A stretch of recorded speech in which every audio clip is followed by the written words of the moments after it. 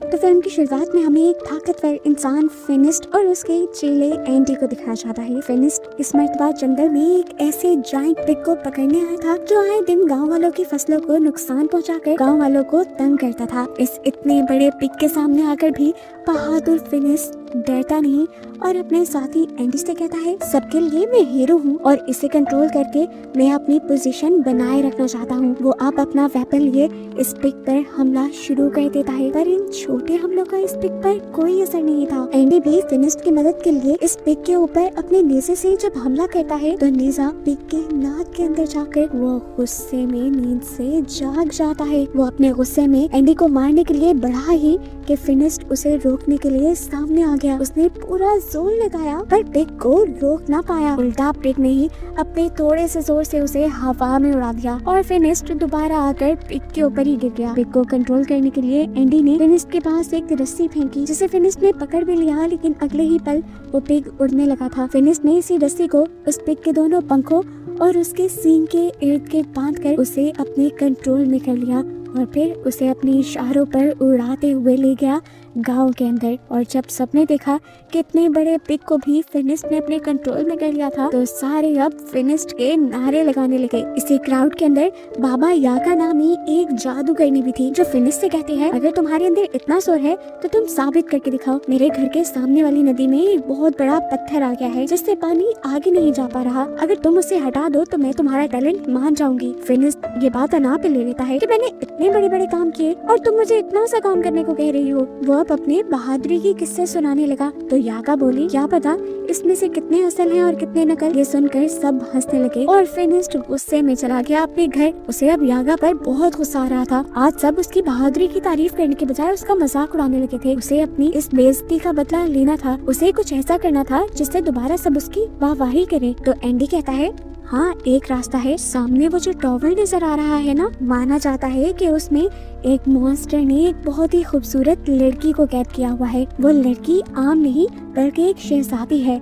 अगर आप उस मॉन्स्टर को मारकर उस शहजादी को आजाद करवा लें तो आपके किस्से पूरी दुनिया में मशहूर हो जाएंगे। बस फिर क्या था, फिनिस्ट ने इरादा कर लिया उस मॉन्स्टर से लड़ने का और रात होते ही अपने साथी एंडी के साथ उस टॉवर के लिए निकल गया। और यहाँ आकर उसने देखा कि पहले से ही बहुत सारे वॉरियर्स उसी मॉन्स्टर को हराने के लिए आए थे, लेकिन उन्हें इनाम का कोई लालच नहीं था। उन्हें लालच था शहजादी का और दौलत का। वो फिनिस्ट से पूछते हैं कि अगर हम सबने मिलकर उस मॉन्स्टर को हरा दिया तो शहजादी किसको मिलेगी, जिस पर फिनिस्ट ने कहा कि मुझे शहजादी का कोई लालच नहीं। और इन लोगों ने डिसाइड कर लिया कि ये लोग इकट्ठे उस मॉन्स्टर से लड़ेंगे। लेकिन साइड पे जाकर फिनिस्ट ने एंडी को बताया कि मैं उस मॉन्स्टर को अकेले मारना चाहता हूँ, इसीलिए मैं सुबह नहीं अभी उस मॉन्स्टर को मारने के लिए उस टॉवर में जाऊंगा। ये कहकर वो टॉवर की खिड़की से टॉवर के अंदर चला गया, जहाँ जाते ही उसे सबसे पहले वो खूबसूरत सी शहजादी दिख गई। लड़की फिनिस्ट को देखते ही उससे कहते हैं, तुम भी मरने के लिए आ गए, जिस पर फिनिस्ट ने कहा, नहीं मैं तुम्हें यहाँ से बचाने आया हूँ। ये सुनते ही वो लड़की भागकर अंदर चली जाती है।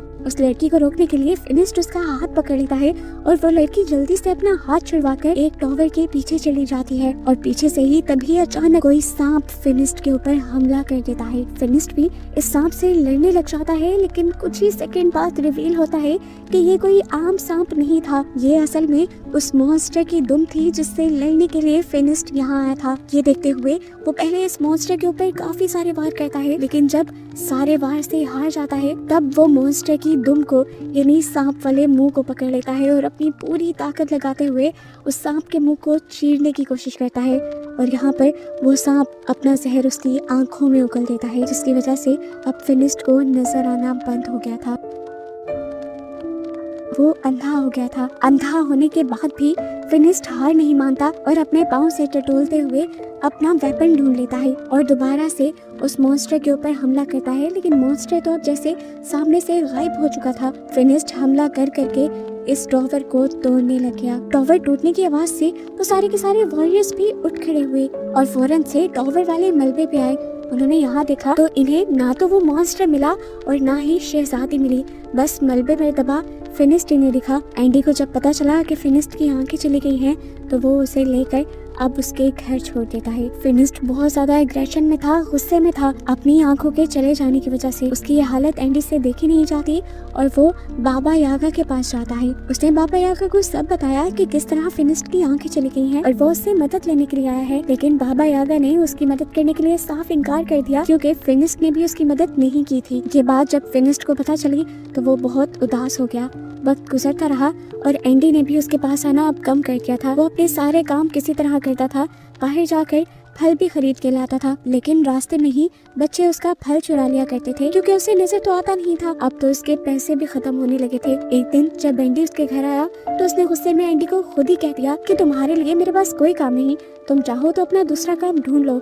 ये सुनकर एंडी भी वहाँ से चला गया। दिन गुजरते रहते हैं, फिनिस्ट के सारे पैसे भी खत्म हो जाते हैं और वो दिन आन पड़ता है कि फिनिस्ट बाजार के गिरे हुए गले सड़े फल खाने पे मजबूर था। ऐसे ही एक दिन में उसे जब कोई गला सड़ा फल भी नहीं मिला तो वो अपनी बास्केट लेकर बाजार में ही बैठा था। बाबा यागा जब वहाँ से गुजरी तो उसने मजबूर फिनिस्ट को देखकर अपनी बास्केट से कुछ खाने पीने का सामान उसकी बास्केट में रख लिया। इससे पहले कि वो दोनों कोई बात कर पाते, दिखाया गया कि उनके गांव में कुछ लुटेरों ने हमला कर दिया। ये लुटेरे यहाँ पे धड़ाधड़ लोगों को मार रहे थे। फिनिस्ट चाहे देख नहीं सकता था, लेकिन वो सुन रहा था कि कैसे लोग मर रहे थे, तड़प रहे थे। अब जैसे ही लुटेरे उसके भी पास आते हैं तो वो लुटेरों की आवाज सुनकर उनके ऊपर हमला कर देता है। देख ना पाने के बावजूद भी उनकी आहटें सुन सुनकर वो एक वक्त में 2 से 3 डाकुओं से लड़ रहा था। ये देखते हुए दूसरा डाकू जो कि घोड़े पे सवार था, वो फिनिस्ट को काबू करने के लिए उसके ऊपर रस्सी फेंकता है, लेकिन फिनिस्ट उसी की रस्सी पकड़कर उसी को घोड़े से नीचे उतार देता है। उसने इसे भी अपनी तरफ खींच के खूब धुलाई की और अब डाकुओं ने उसे कंट्रोल करने के लिए पीछे से उसके ऊपर वार किया और वो वहीं पर बेहोश हो गया। उसे होश आया तो वो एक जहाज में था। उसके गर्दन और हाथों को लकड़ी में बंद किया गया था उसे कंट्रोल करने के लिए, और दिखाया गया कि इसी जहाज में उनके साथ बाबा यागा और गांव के और लोग भी थे। कुछ देर बाद यहाँ पर एंडी भी आ जाता है जो यहाँ आजाद घूम रहा था। बाबा यागा ने उससे पूछा, तुम आजाद कैसे? एंडी ने बताया, मैंने इन डाकुओं को यकीन दिलाया है कि मैं उनकी मदद कर सकता हूँ और मैं उनके लिए तुम पर भी निगरानी रखूंगा, इसीलिए मैं आजाद हूँ। इस टाइम उसके पास एक सोने का चिराग भी था जो वो डाकुओं से चुरा कर लाया था और इन सबको दिखा रहा था। वो कहता है कि मैं इसको बेचकर पैसे कमाऊंगा। जैसे ही वो इसे साफ करने के लिए रगड़ने लगा तो उसमें से एक जिन बाहर निकल आया, जिसे देखकर सब लोग डर गए, यहाँ तक कि खुद एंडी भी। नीचे का शोर सुनकर ऊपर से जब एक डाकू नीचे आया तो जिन ने उसे एक पंच लगाते हुए वापस ऊपर गिरा दिया। इसके बाद चिराग का जिन जब एंडी के पास जाता है उससे उसकी ख्वाहिश पूछने के लिए, तो एंडी उसे कहता है कि वापस चिराग के अंदर चले जाओ। जिन के वापस चिराग में जाते ही ऊपर से एक डाकू आकर एंडी के गले पे तलवार रखते हुए उससे अपना चिराग वापस ले लेता है। खैर कुछ देर बाद दिखाया जाता है कि ये लोग अरब पहुंच गए थे। डाकुओं ने अब इन सारे गुलामों को बेचने के लिए खड़ा कर दिया। वहाँ से एक नकाबपोश आदमी गुजरा जिसने बाबा यागा, एंडी और फिनिस्ट को खरीद लिया। वो इन्हें लेकर अपने महल आ गया, जहाँ आकर ये लोग हैरान हो गए। इतने बड़े महल में रोबोट्स काम कर रहे थे और ये बहुत पुराना जमाना था। फिर उस अमीर आदमी ने अपने मुंह से नकाब हटाया और इन लोगों से कहा, हैरान मत हो, मैं एक साइंटिस्ट हूँ और ये रोबोट्स मैंने ही इन्वेंट किए हैं, मैंने ही बनाए हैं। मैंने और भी बहुत सारी ऐसी मशीन्स बनाई हैं जिनसे इंसानों का भला हो सके और उनका काम आसान हो सके।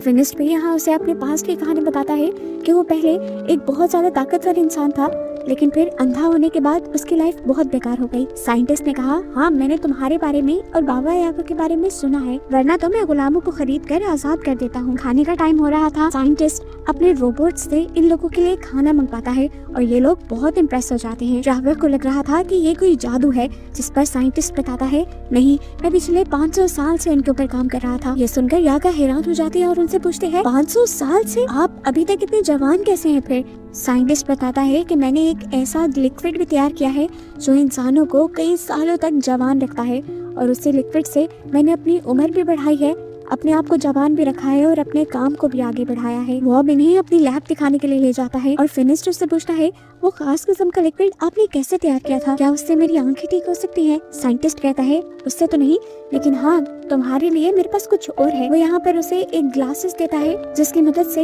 एकदम से सारा कुछ फिनिस्ट को नजर आने लग गया था। इससे वो बहुत ज्यादा खुश हुआ। साइंटिस्ट अब इन लोगों से कहता है साइंस के जरिए कुछ भी करना पॉसिबल है, और जो लोग जादू का इस्तेमाल करते हैं और जादुई चीजें इस्तेमाल करते हैं वो दुनिया को नुकसान पहुंचाते हैं, और उन नुकसान पहुंचाने वाली चीजों को खत्म करने के लिए भी मैंने एक मशीन बनाई है। उनका एग्जाम्पल देने के लिए वो अब वो चिराग निकाल लेता है जो उसने लुटेरों से खरीदा था।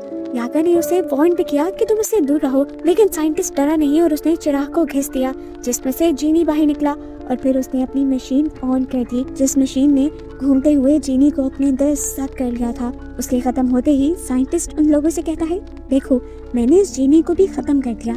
रात होने पर अब इस साइंटिस्ट को पता चलता है कि एक अजीब सा मॉन्स्टर उनके करीब की पहाड़ियों में देखा गया है जो आम इंसानों को नुकसान पहुंचा सकता है, और अब उसे पकड़ना ही होगा। ये बात जब वो फिनिस्ट को बताता है कि उसका शेर जैसा मुंह है और दुम उसकी किसी सांप की तरह है, तो फिनिस्ट समझ गया ये वही है जिससे वो सामना करके आया था। उसने साइंटिस्ट से कहा मैं जरूर आपके साथ इस मिशन में जाऊंगा क्योंकि मुझे अपना एक पुराना उधार चुकाना है। लेकिन साइंटिस्ट फिनिस्ट को खतरे में नहीं डालना चाहता था। तब फिनिस्ट ने कहा आप मेरी फिक्र मत करें, मैंने भी तो आपका एहसान उतारना है, चलो फिर ऐसे ही सही। ये सुनकर साइंटिस्ट उसे एक ऐसा बॉक्स दिखाते हैं जिसको मॉन्स्टर के करीब करके लीवर घुमाने पर मॉन्स्टर खुद ब खुद इस बॉक्स के अंदर कैद हो जाता। रात होने पर दिखाया जाता है कि चुपके से बाबा यागा साइंटिस्ट भी लैब के अंदर जा घुसी। असल में वो जवान होने वाला सीरम चुराना चाहती थी, लेकिन साइंटिस्ट ने उसे पकड़ लिया और कहा कि अगर तुम वाकई ही उस मॉन्स्टर को लाने में कामयाब हो गए तो उस सीरम का कुछ हिस्सा मैं तुम्हें भी दे दूंगा। सुबह जब ये लोग तैयार थे तो साइंटिस्ट ने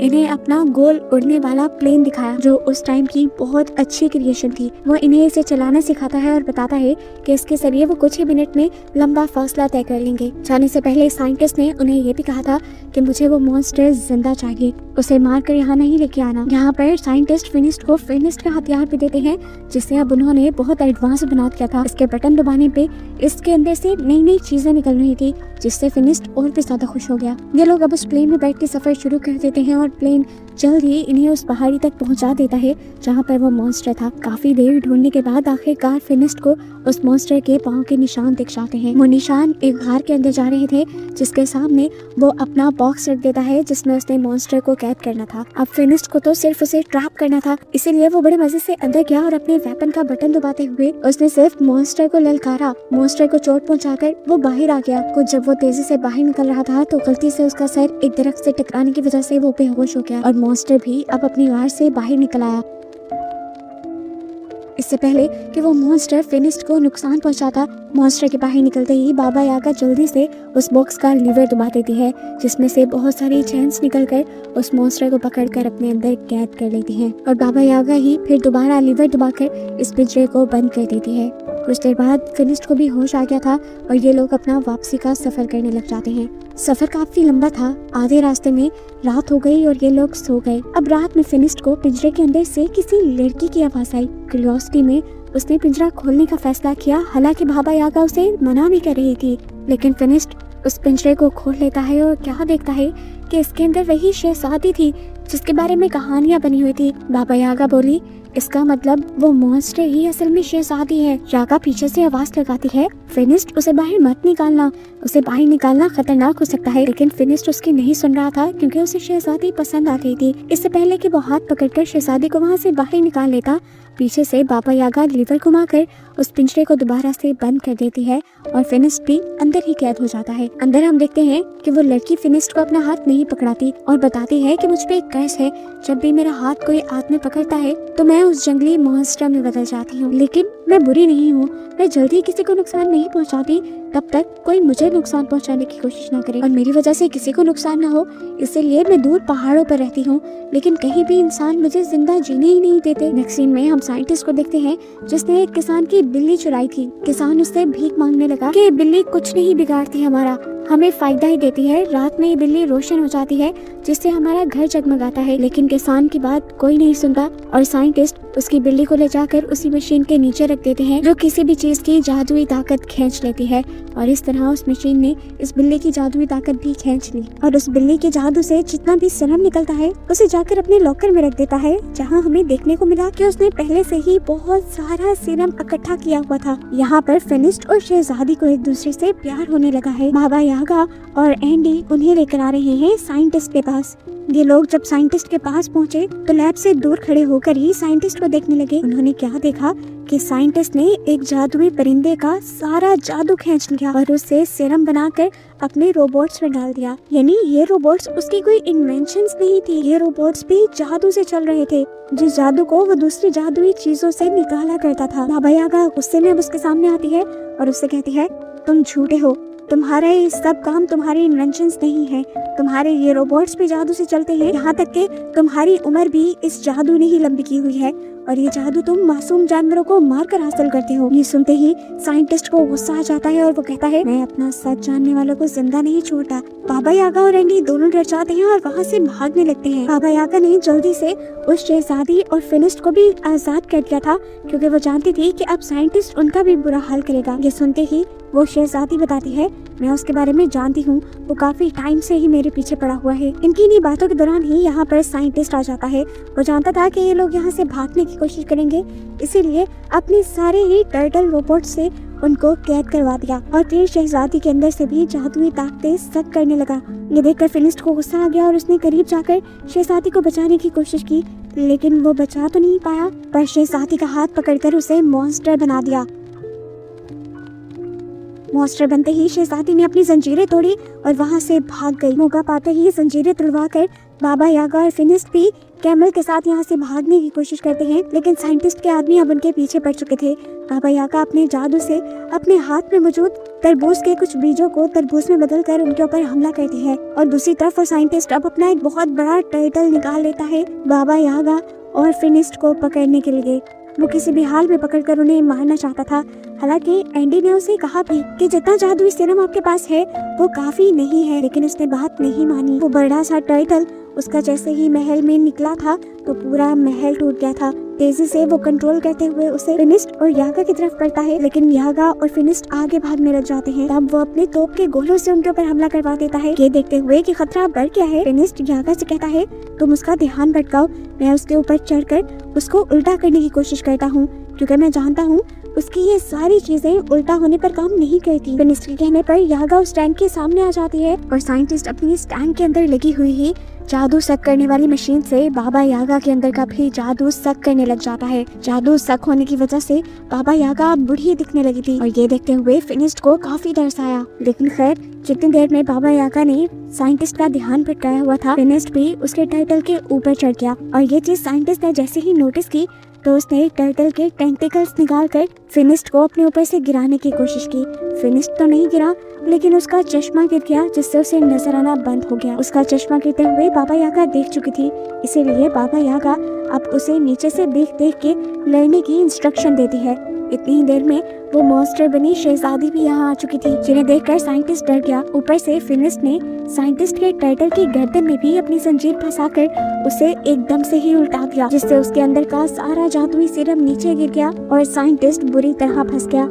अपने आप को बचाने के लिए वो अपने जादुई पंखों से उड़ना तो चाहता था, लेकिन उड़ भी नहीं पाया और अपने ही जादुई सीरम में गिरकर मर गया। यहाँ दिखाया गया कि ज्यादा जोर लगाने की वजह से फिनिस्ट भी बेहोश हो चुका था। शहजादी उसको ऐसे गिरा हुआ देखकर रोने लगी क्योंकि अब शहजादी को उससे प्यार हो गया था। उसके आंसू जैसे ही फिनिस्ट की आंखों पर गिरे तो फिनिस्ट को होश भी आ गया और सरप्राइजिंगली उसकी नजर भी वापस ठीक हो गई। यहाँ पर फिनिस्ट उससे अपने प्यार का इजहार करता है और हमेशा साथ रहने को कहता है, लेकिन शहजादी उसे बताती है कि कर्ज की वजह से मैं तुम्हारे साथ रहना नहीं चाहती। हालांकि मैं लाख ऐसा चाहूंगी तो। फिनिस्ट उदास हो जाता है और अपने बाकी साथियों के साथ अपने गांव वापस आ जाता है। वो अभी भी शहजादी की याद में पागल हो रहा था, जबकि यहाँ दिखाया गया कि बाबा यागा दोबारा से जवान होने की रेसिपी ढूंढ रही थी और तभी उसे कर्ज हुई शहजादी के कर्ज को ठीक करने का एक तरीका मिल जाता है।